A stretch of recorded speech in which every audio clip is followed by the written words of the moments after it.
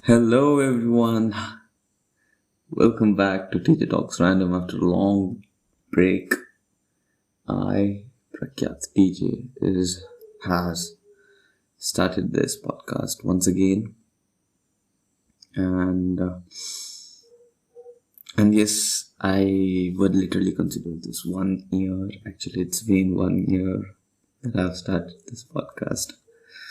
Even though it had lots of ups and downs that I was not able to do it consistently, but still I'm being persistent and doing it, at least not stopping this, because this is this is the place where I can talk my heart out to everyone and also have my perspective to everyone, have my perspective reach to everyone. So keeping that in mind, yeah, it's been 1 year that I've completed this podcast channel, and many more things to come. But yeah, surely I think I've seen a drastic change in my personality after I've put my head into being disciplined and all those things, and being consistent for large number of times, rather than just quit doing something and just not doing anything about it. So,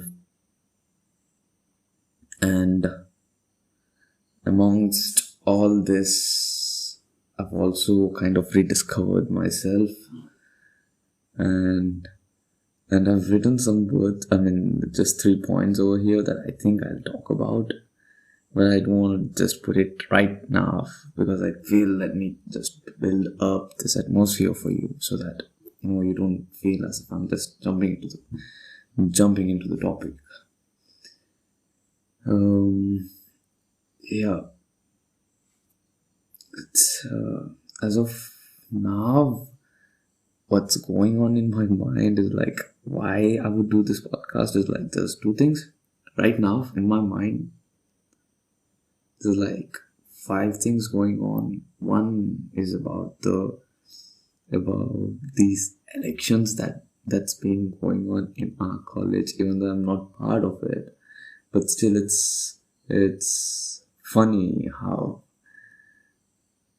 things are going up there, because even though it's a small part, but we do take it as a bigger part at this present, because we are serious about winning it, and in hopes of doing something great to our people and being someone great to ourselves, which is very important, that you respect yourself.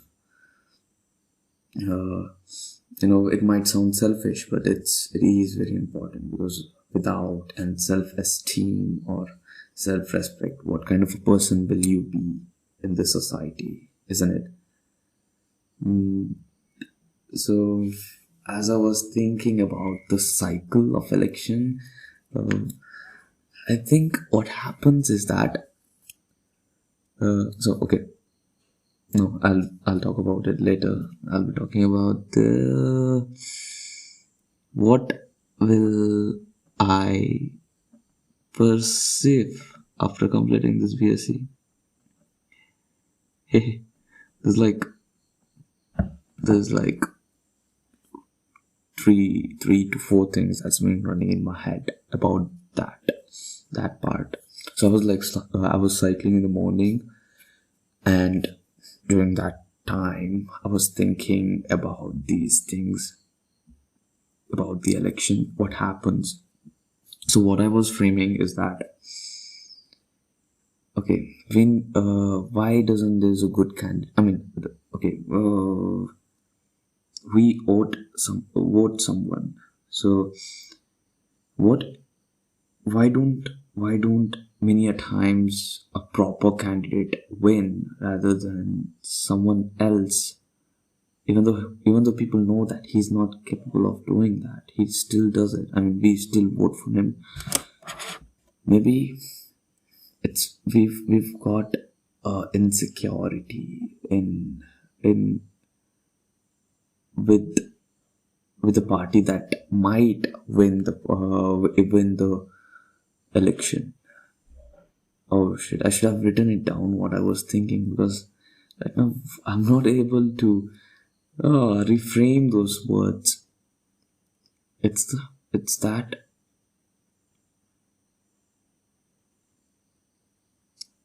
if I have to say it straightly, it would be that election ಅಂದ್ಮೇಲೆ most of the these what you call these parties go with most of these parties go with the strategies of dividing the people in the name of religion and such things. Another thing is to do some major things uh, during the during the ruling time.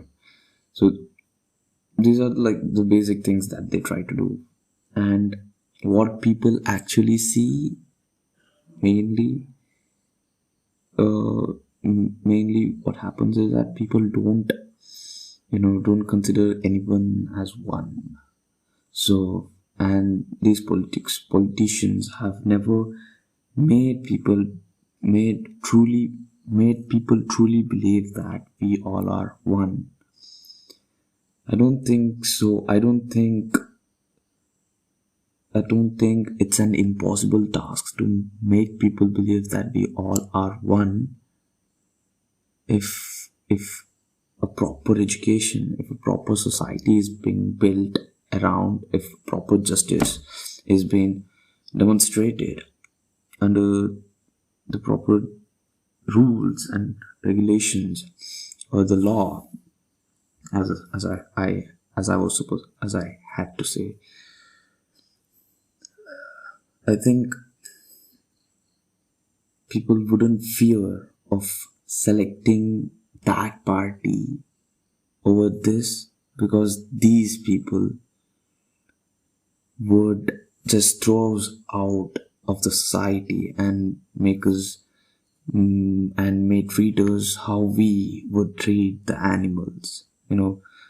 It's a common notion why we would fear an alien invasion, because when if the aliens win and if the invasion is successful for them, then it's sure that you would be treated as how you would treat an animal on a street, how an animal would be treated in your house, how you would chain those animals, how you would serve them at your time, how they would let you be in your own, not a proper place to stay, not a proper time to eat, no shelter, no proper air to breathe for you all. So that is it. That part is what ignites fear in our mind, in our heart. So that's the part about why we fear. So if we just try to eradicate that fear, and have a proper politician. A politician should not just he should go through a series of mental tests, because we should know what he is, what he is capable of thinking, and how much he could plan. And you cannot just count how much he can plan. What I meant to say is that how clever he is, how good he is at taking stress or all such things, because you just cannot throw a puppet into being a politician. And it's about the development of the country, and it's about the wait a minute. Yeah, it's about the development of the country. So that's part of the politics. And when it comes to the college, the same things happen. You make a group of people, but what the voters do, what we do, who we elect, looking at the favor, we go for the favorism. fine with the favorism, but we if that's the case, then it's being selfish rather than being true to the society or true to the institution. you know you need to sit and think about who should be the president of the college, who has that capacity, who is righteous of standing there and representing your college, who should be your secretary, who should be a joint secretary. Even though there's an alignment among them, but you should cast your own vote that's been printed on your mind, that you wish to support, that you wish to see standing in front of you, carrying the mantle of your college. So these are my thoughts. I feel this should be how we should perceive it. And then, as I was thinking, I am not supposed to eat non-veg. I'm on a strict diet because I've got some skin issues. Okay, fine. So what it made me is that this change in my health order, it is indicating that you need to change your lifestyle. You're getting what I'm trying to say? For example, if someone is having a liver problem, so what does it indicate? It indicates that he's got a problem with the liver, and why.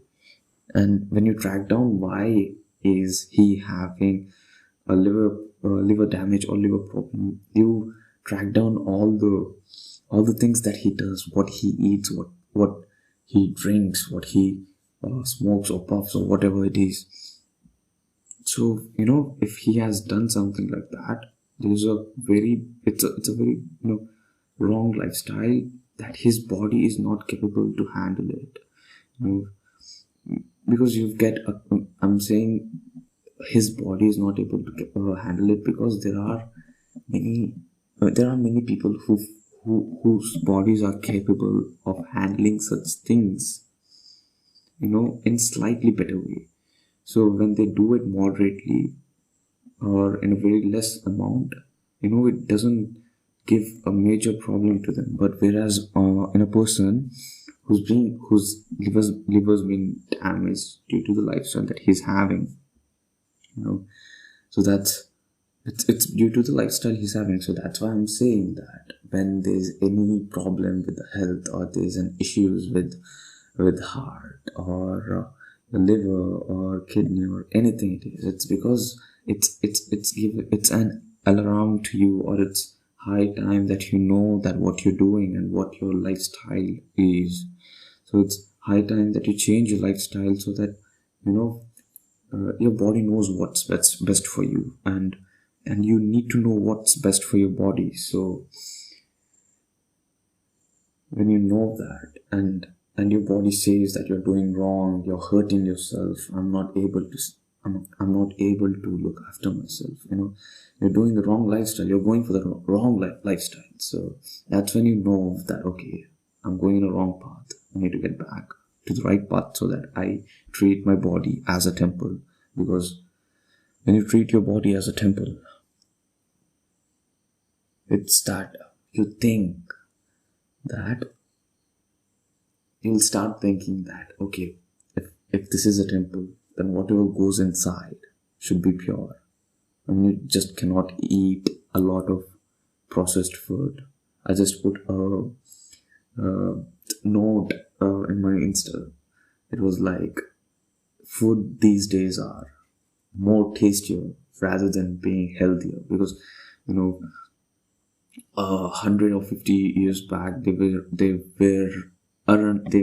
not these amount of cardiac problems or any other cancer problems or any other things like that. Because the people having anxiety, or people having psychological problems. It's because there's a lot of things that people have stopped doing, the older generation used to do.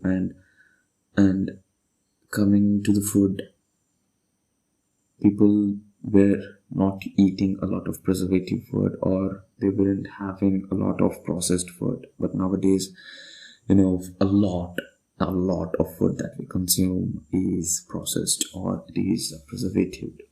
So, for example, when you eat a burger, there's a meme going on saying that, uh, a burger is made up of bread. It has tomato, onion, what is it? It's not nut, sorry. It's something that cauliflower leaf kind of thing. I don't know what it is named. And then we've got smashed potatoes if you're a vegetarian, or a chicken. All of these have certain amount of good things, right? But but they do have it when they are not processed a lot. So that's the science, behind it. I'm not being a huge uh, you know educator over here. I'm just saying my thoughts out, talking my thoughts out. um yeah. And another point that I would like to talk or pull out is that, this is my observation, most of the psychological problems and clinical problems arise in this generation. It arises in this generation. You have seen people coming out. Uh, it's again, 100 years or 50 years back, the number of people having psychological problems, having clinical problems, it has increased. I agree that there were things like, flu and all of the things, but those are like external things. It's not that they were, you know, people used to have.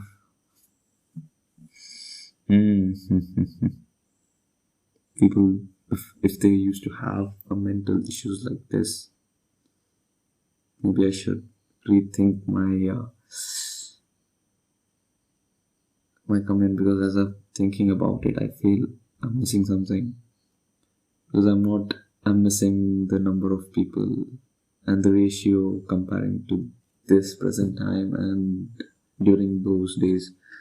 But still, I believe that the most of the psychological problems arise because your body has never been. Nowadays, it's as if everything is spoon fed to you. From your childhood to adulthood, you go through bike, you go through vehicle. Yeah, it's fine. It's obvious. It's the changes that's been, and it's obvious change. But all these things matter. That's what I feel. And it could be that the food being served to you, the food, and there's no too much of scoldings that's going to you, and there's no beating that's been happening. From the childhood you have been pampered. And I'm not promoting to be that the child should be beaten, but there's no stress factor acting on you. You're not burdened upon by anything. So when there's a sudden switch of adulthood entering into of this young kid entering into the adulthood, and he sees that the world is much more than what these funny moments that he had during his college days are. So the stress is very high that these people, that we feel that it's very hard for me to handle, because you have never seen this, or you have never experienced such amount of stress before, and you go through a psychological breakdown, a mental breakdown. But there's also I think there could also be a solution for this, which is to which is when a wind which is how the eagle would fly up above the cloud when it's about to rain, so that it doesn't hide, but it faces it and flies above the cloud, so that the wings doesn't get wet. So one way is to deal with stress that's more than what it is right now, or another way is to be disciplined, or being consistent on some habits. It could be that you exercise every day, you clean your house, you make your bed after you wake up. All these small tiny things will matter in the long run, because you're forcing your brain to do something that it has always been resisting upon. So if you do get the point, I'm not asking you to legit agree to what I'm saying. If it's that even what I'm saying is still to be, explored by myself. So thinking about all of these things, so I'll get to the last part of this podcast, which is that what will I pursue after this BSc that I've done for 3 years. I'm not sad that I've chosen BSc, and I would never regret anything that I've done in my life, because when I step upon something, I think, and when I've done it and when I'm about to do it, I've already said to my mind that, dude, you're never going to regret what you've done. You know that you loved it, so you're doing it. So my purpose was that I loved physics. So that's why I did BSc and not engineering, because I felt that I'm not yet ready for that. And because I think I have a problem with the memory, because I forget things very quickly, which I shouldn't be believing, because you're made up of what you believe, right? So Agirvaga, what I thought is that I do love the process of learning. I would learn my entire life. I wouldn't be sad about that. But there are a lot of things that I would like to do. So what excites me the most about this is that, it aligns with what I would love to do. So I was thinking, why not do masters in psychology and then have a degree in philosophy and also on anthropology, and then I would get into a research regarding these existence of God, and and how the human beings have come to believe in the God, and how the society has changed, how the norms have changed, how there's different ways of believing in God, when some of them say that there's only one God, and when some of them say there are multiple, when they believe that there's multiple gods, but yeah, it's in total it's a one entity that they believe in. So just the sentence that I've said, it's wrong. They don't believe in such a way. Yeah. So why there's so much of different sections of community or society believing in different religions or gods, and how did that grow into the society, and how does it benefits the society, and even though if I prove it, or even though if I prove something out of this, I think if I prove, this would never be an enlightenment to the society, because some won't allow it to be an enlightenment, because this whole thing is a huge business to a lot of people. I hope these recordings are being recorded. So yeah, anthropology, philosophy, and psychology, have this, and you research and this, and do a PhD on psychology. Doing PhD on psychology would be that under psychology and anthropology, what would I do is that I would travel the entire world, go to different places and then talk to the people, know the people, and how every society is different in every country. And I hope, I think, and I believe that there's different problems in different parts of the society. For example, when you go to India, what happens is that there's no people who's discriminating on color, but what major problem it lies is with the religion that each and everyone has, and it's been a major part. Whereas when you go to countries like Europe or when you go to America, main issue comes is that there is the color of people that they talk about, and color of people becomes the talk of election over there. Whereas we don't talk about the color of the person that who's standing for the election, but we talk about the religion and the party that's been doing it. So these are the things that I would like to know when I'm doing it. And also, by the course of this time, I would have this huge documentary upon all of these things, which I would like to make it in a small book and publish it later on. So there you go. I get what I love to do, what I love to talk. I would like to consult people. Philosophy. Why would I do philosophy? Because when you talk about philosophy, what is philosophy? Philosophy is to have a proper perspective on life. If someone is sad, you go to them and say that, see, there's life, there's this, and there's that. What do you choose to be? You wouldn't choose a bad moment to harm your day when there's so much good that's happening with the rest of your life.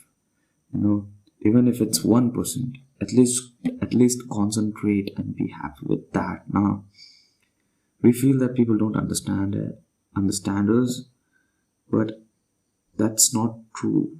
There's so much of false to that belief. So yes, yeah, and I would love to guide people. There are a lot of people who suffer from a lot of things, and I would like to help them out with those things and help a lot of people in this world. I've come to this world, and my perspective on this life that I'm living is to be useful to the people that are around me and not be a burden to anyone, and just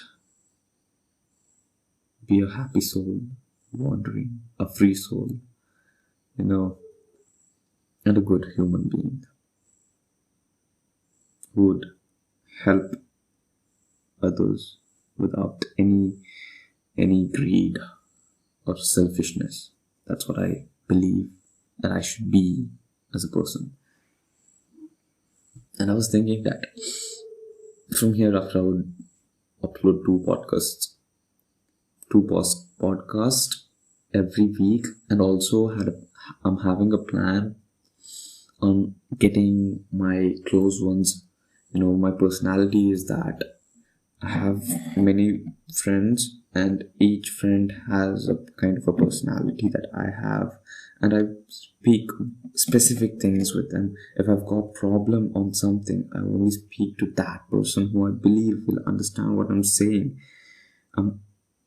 I don't challenge my thoughts a lot in those terms, because if you go and talk about your worries to someone who's very chill in his life, he would just say that, hey, yenagala bro, chill, you needn't worry about it and all. You needn't perceive that thing. There's a lot of other things. No, that's the wrong way. What you need to say is that they need to be determined if they're willing to do something. And if it's hardship, let them work hard. Let them know what life is, and then get beaten by the life. And when they know that they have fought hard for all of this, the fruit that that's been given to them will taste way more better than this that's been faked. So those are my thoughts for today. I think this would be the longest podcast that I've ever done. ಹಾಗೆಲ್ಲ ಇರುವಾಗ ಅಂದರೆ ನಾನು ಪ್ರಖ್ಯಾತ DJ. ಈಗ I think I'll just sign off. I've got a thing to do. I think it will be 1 o'clock, and tomorrow morning I have to get up at 5 o'clock. It's not bad. There was a problem with me. I could talk about this in the next podcast, right? Okay, fine. Bye. See you. It's lovely to get back doing this podcast with you all. Thank you for listening till now. To this moment.